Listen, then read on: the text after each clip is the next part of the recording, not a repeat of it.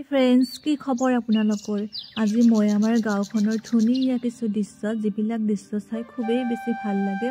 আমাৰ গাঁওখনত থকা কিছু প্ৰাকৃতিক সৌন্দৰ্য কিছু মনোমোহা দৃশ্য আপোনালোকৰ লগত একেলগে চাওঁ বলকচোন দেৰি নকৰি